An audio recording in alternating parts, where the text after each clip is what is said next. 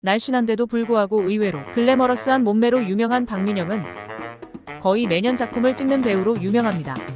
성인이 되자마자 데뷔해 현재까지 드라마만 20여 편에 출연하여 안정적인 커리어를 밟으며 성장 중인데요. 매년 개미처럼 성실히 사는 박민영은 어떤 인생을 살았을까요? 박민영은 어린 시절 상당히 유복하게 자랐다고 합니다. 발레가 생소하던 시절 발레는 물론이고 미술을 주로 공부했다고 합니다. 본인 스스로 하고 싶은 게 있으면 다 하고 자랐다라고 말할 만큼 경제적 여건이 좋았습니다.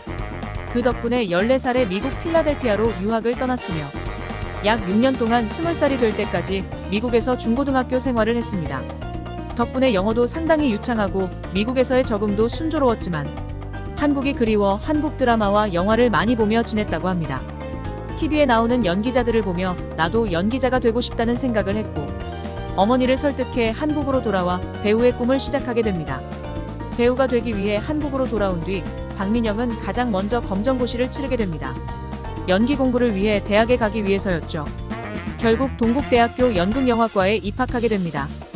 학교를 다니던 21살 MBC 레전드 시트콤 거침없이 하이킥의 오디션을 보게 되고 엄청난 경쟁률을 뚫고 4차 오디션에서 최종 합격하며 데뷔하게 됩니다. 하지만 사실 박민영은 거침없이 하이킥의 강림의 역할을 맡았을 때 하기 싫어서 울었다고 하는데요. 감정 연기를 하기 위해서 배우가 됐는데 바보 같고 단순무식한 강유미 역을 하기가 싫었다고 합니다. 하지만 극중에서 본인의 역할을 완벽하게 소화해내며 많은 대중의 사랑을 받았습니다. 당시 박민영은 김범과의 키스신이 기억에 남는다고 얘기한 적이 있는데요.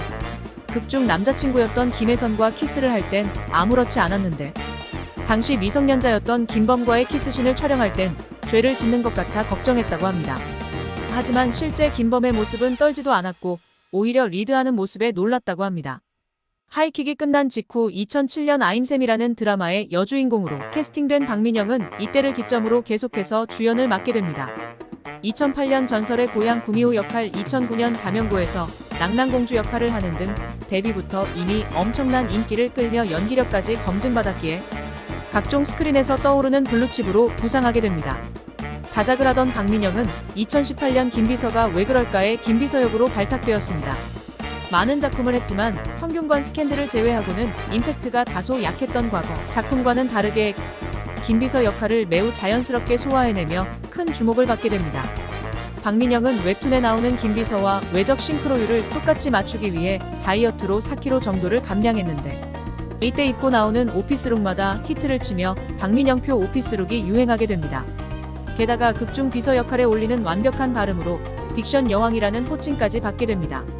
박서준과 사랑에 빠지기 전과 후 미세하게 달라지는 표정 연기도 많은 호평을 받았고 드라마 자체도 히트했기 때문에 커리어적으로도 매우 성공한 작품이었습니다.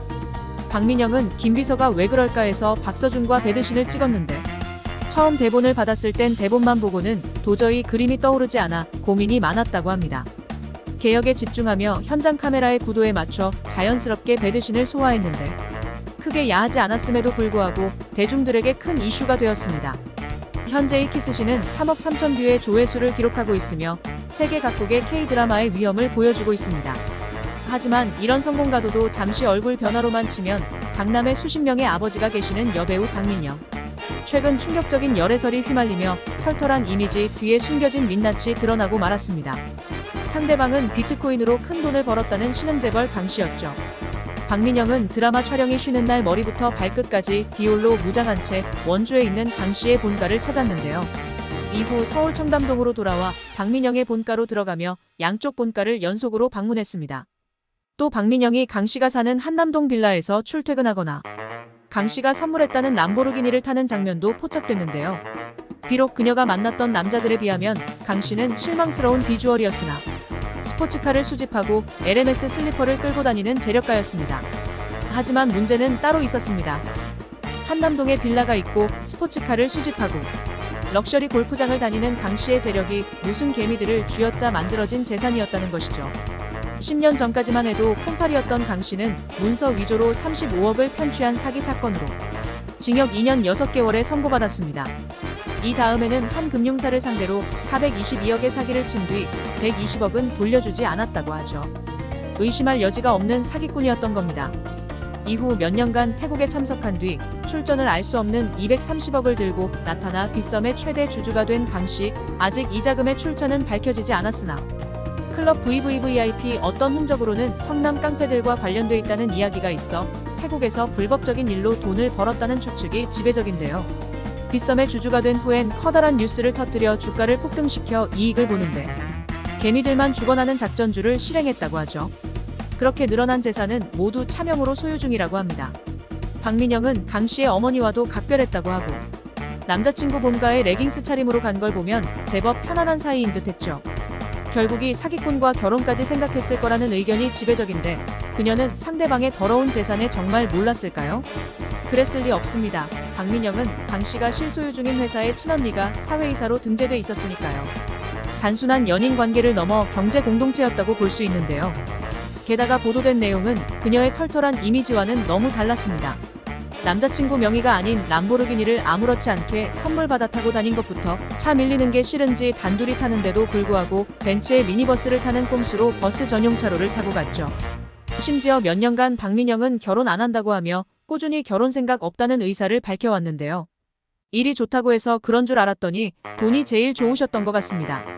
심상치 않은 여론에 다급하게 결별이 선언한 박민영, 물론 믿지 않는 시선들이 많은데 만약 진짜로 헤어진 거라고 해도 이렇게 하루 만에 결별할 정도면 진짜로 돈만 본 것 같습니다. 박민영은 이제 새 드라마 내 남편과 결혼해줘를 찍으며 다시 인기를 몰고 있습니다. 과연 전의 이미지를 탈피하고 새로운 호감 연예인으로 거듭날 수 있을까요? 박민영 씨의 멋진 연기를 기대합니다.